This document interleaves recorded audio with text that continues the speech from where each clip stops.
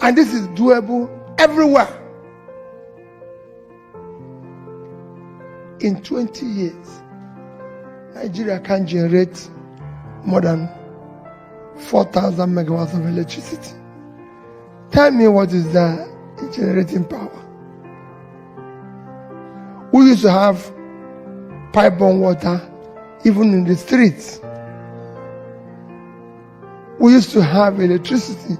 They used to take like 2 hours and people were shouting, 2 hours, 3 hours.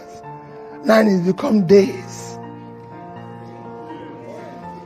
You are the one saying, and you're still sending money. That is why you participate less of that money, let's change them. Otherwise, it will be forever. Now it's become weeks for nothing. What is that? Nigeria is a country of 200 million people.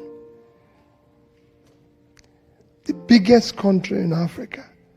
The most important country in Africa. With people like you, everywhere you go on the surface of the earth,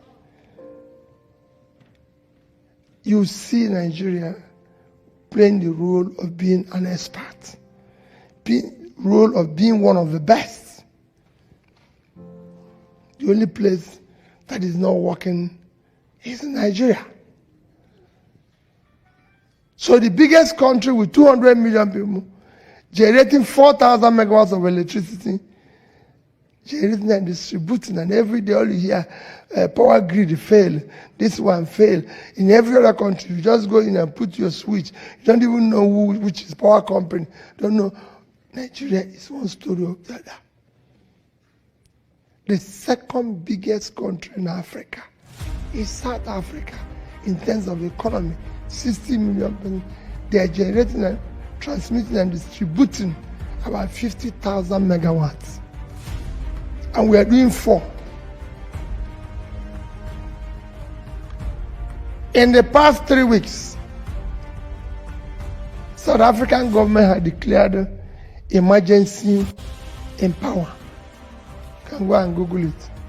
They declared emergency because they said the power is not enough, it's affecting production, it's affecting this. So they've then said anybody can generate power up to 100 megawatts without license. So somebody who is generating about 50,000 have declared emergency.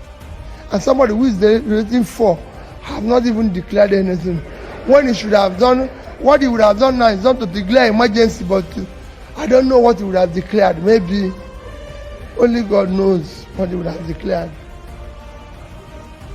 But he has not declared anything. It's still normal.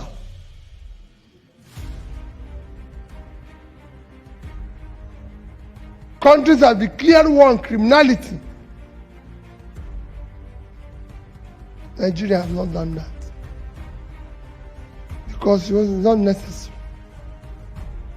You now have a situation where kidnappers kidnap people in this time and age, take them to the bush, stay there with 1 month, feeding them, phoning their family to come and bring money. Often a time, if the person is sick, they even allow somebody, doctor, to come and treat the person and go back.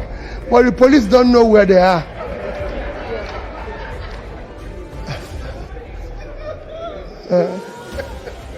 The only person who don't know where they are is police. But doctors know where they are. To go and treat the person if he's sick. So they wait. At this time and age that if you call phone anywhere, everybody know where you are. They are using phone and negotiating with the families. And the families are telling people, police, that they called this morning, but they don't know where they are.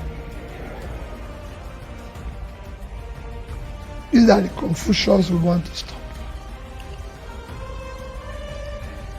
This is what we want to stop. We want to stop people from stealing public money.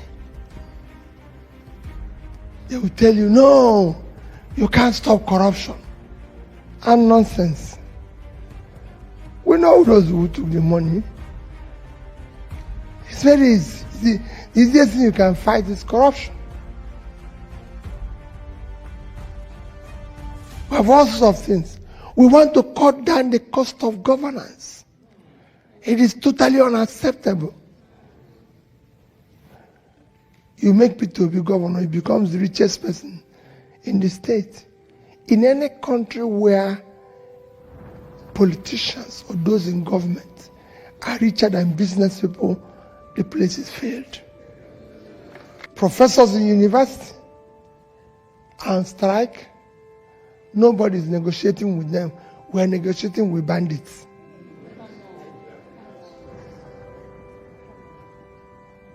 Corruption kills three things a society lives. It kills entrepreneurship. It kills professionalism and hard work.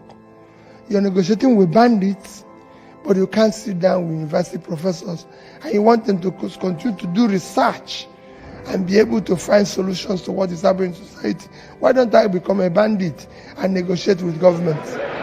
That is the crisis you face. So, my dear people, with you, we can solve this. That's why I said no celebration, no title, no award. I'm going to places like when I went to California, they say award. I said, no award.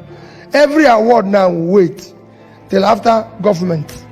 We know whether the person is qualified to be awarded anything or not. Not when you are in office.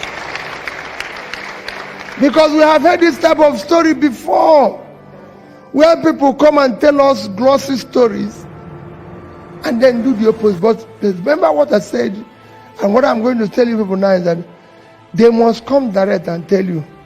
Because what they do is to send proses. And when you ask them, you said so. You say, no, it was this person who said. No. We're about 18 of us now contesting to be president. Don't think it's only Peter Obi. You must listen to all of us. Let nobody send anybody to come and meet you. Let them come personally. Say who they are. So that as they are talking, you go and look at their past. Check their name, their age, their school they went, everything. So nobody should come here and tell you, I'm sending this person. No. You must go and look at the place where they passed before. And be able to say, he can do this work, or he cannot do it.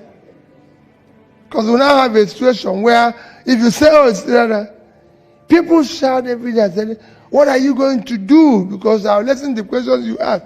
What are you going to do about rate of exchange?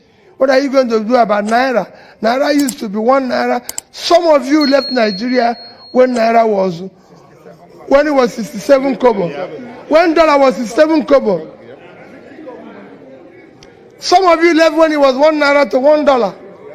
Some left when it was 2. Some left when it was 10. When it was 20. Today is about 700. And people said, how are you going to solve it? It is very easy. The only way to do that is to take the country from consumption to production.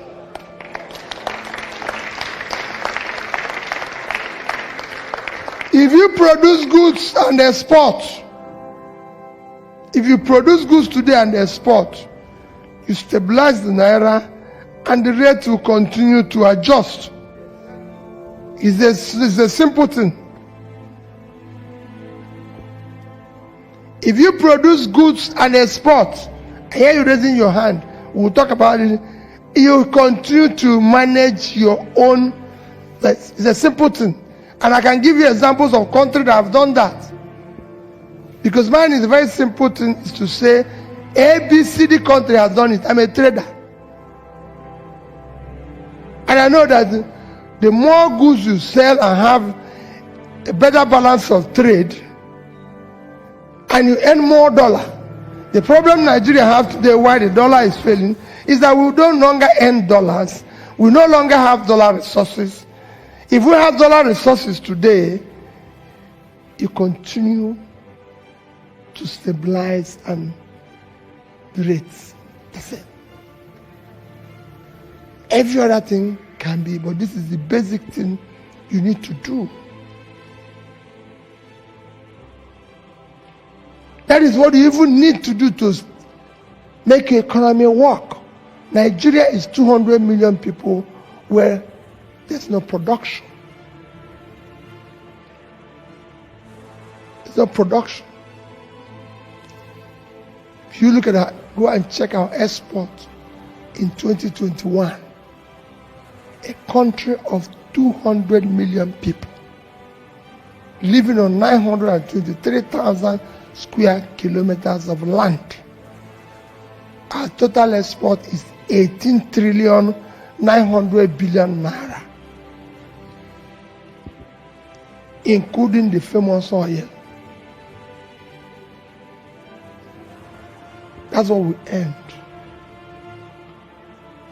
If you divide it by official rate, which people in government use, is 47 billion naira. If you divide it by my own rate, which is what I believe is official, because their own, I only hear it, it is about 30 billion. They can argue anything.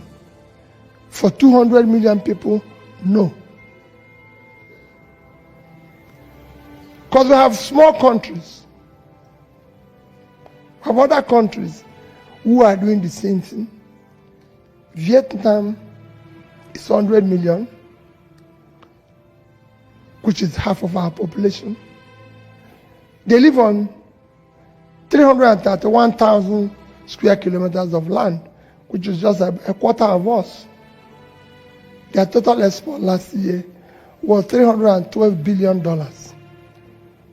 So we didn't even do 10% of what they did by my own rates. And what they exported were manufactured goods. Electronics, 50-something.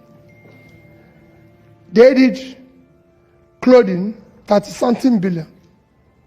And you can go on and on. Footwear. If you go into shops everywhere now, all you're seeing clothing made in Vietnam, made in Bangladesh, everywhere but not Nigeria. What is it making clothes? There's any rocket science in making clothing.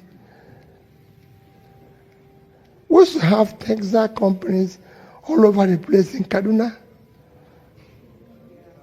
Aba people you can sew anything. Why are they not being encouraged? Footwear. All manufacturing companies used to be there. They've all died. This is not anything. We can do the same thing. I go to one state after the other. They are waiting to share money from oil. A diminishing assets. Everybody is every day saying that they don't want these assets. Something that is already dead. Okay, look at it. A diminishing assets, everybody knows that in the next few years, nobody will need it. Venezuela have 10 times Nigerian reserve. If oil have not saved Venezuela, it won't save Nigeria. You people are in America. The biggest economy in America is not Texas. They're not number one. They're not number two. They're not number three. I'm not even sure. Maybe 3 or 4. It is California.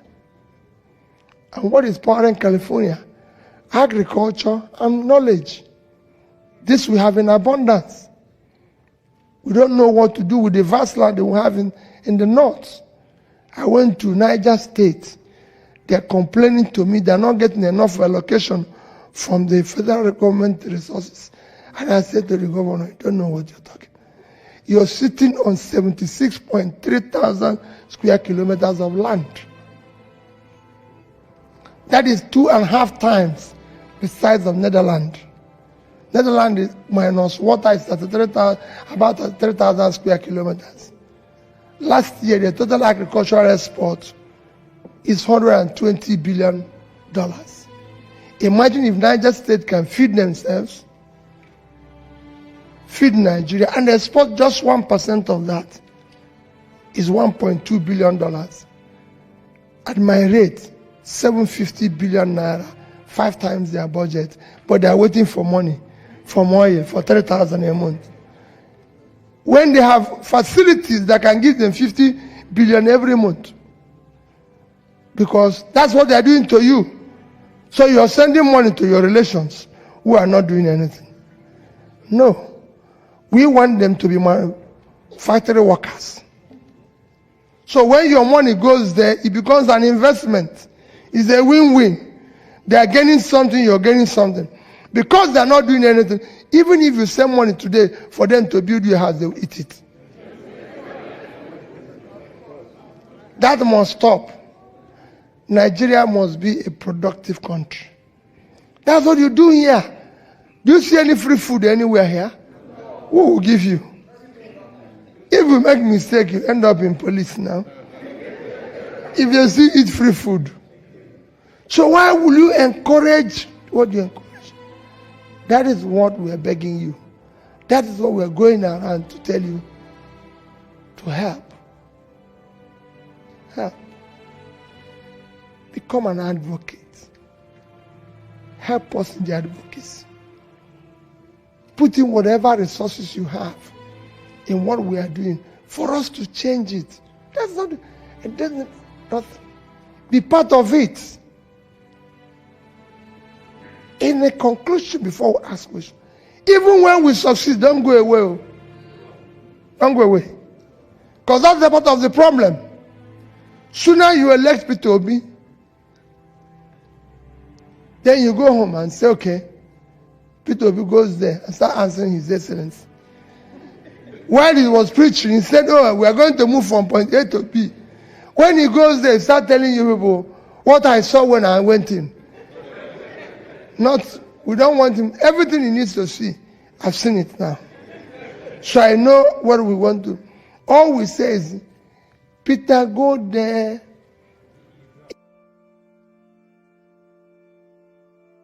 If you say you're going to move this country from 4,000 to 10,000 power, if you get to 8, and you're telling us, we don't, yes, you might not have 100% result, but 100% effort. We want to say it. We want to know that you are in that direction we agree to go. Don't go and wait. Once you hear Peter saying what he saw, say, please, don't see anything. Please go. So that we can bring somebody who will be seeing what we know, where we know we are going. Because sooner Peter goes in there, start giving you people excuse, then you people start understanding him. Oh, maybe it's difficult. It's my tribe. Oh, they're trying to remove him because he's from Igbo. He's an Igbo man. That's why they're against him. Oh, they're trying to. No. Go and tell that Peter says a lie. I've been governor of Anambra State for 8 years. Go and tell anybody. No Anambra elite was happy with me. Somebody said it here now because he knows. And I can tell you people, if we succeed, you're not going to be happy with me. But I'm not promising anybody happiness. It's not a happy time. Anybody who wants happy people can go and look for entertainers and comedians. The job is to start fixing Nigeria. And you will see that be happening consistently. No division, no destiny. And we're going to assemble people to make sure. That's why I say don't go away. Because I want to come back and start telling you, not coming back to tell you excuse why this did not happen, why this one. No. I'm contesting to be president of Nigeria. Do not vote for me because I'm an Igbo man. No. Don't vote for me I say because I'm an Igbo man. I've asked people in the north, is there anywhere Northerners buy bread cheaper? No. Is there any road people will build that only Northerners pass? No. Is there where Northerners have uninterrupted electricity? No. I've gone to Southwest, the same thing. I've gone to Southeast, the same thing. It is elite conspiracy, a criminal conspiracy to keep the country down, and from North and from East. No. We don't want to hear it again. It is enough. Tell us what you do. Live your religion. We are not running church. We are running a country. It's not going to be about connection. I don't want to be connected to anybody. If you look at everywhere I've gone, I refuse them to read out my CV. I have a reasonably good CV, but I refuse them. In Toronto, they insisted, but Peter, people want to know, you were in Oxford, you were in Cambridge. I said, no CV. Educational qualification is not a measure of integrity. We are looking for those who will not steal our money again. And it has nothing to do with educational qualification. Because there's thief equally among those people who have PhD. There's some like part of Tommy who have it without stealing. There's some who steal. So we want to remove certificates. Everything will come back. When things start going well, we'll bring them to the table. That's what we want to do. We now want to see that change come. We want to make it work. Because it has worked in other countries. So it's not something that is impossible. That is why we want it to work in our place. That's why I said when we succeed, don't go away. Stay there.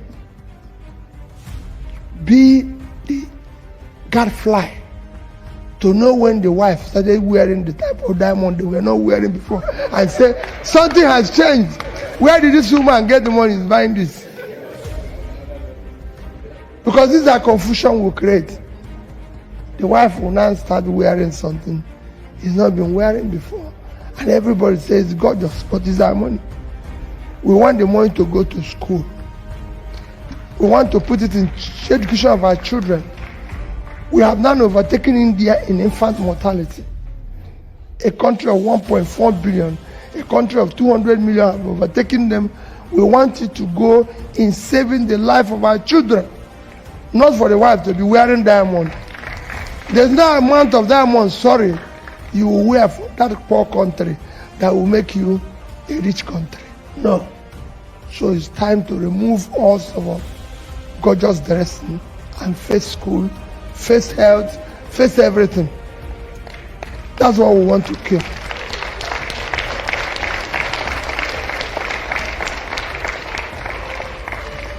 Celebrations have to stop. Because there's nothing to celebrate.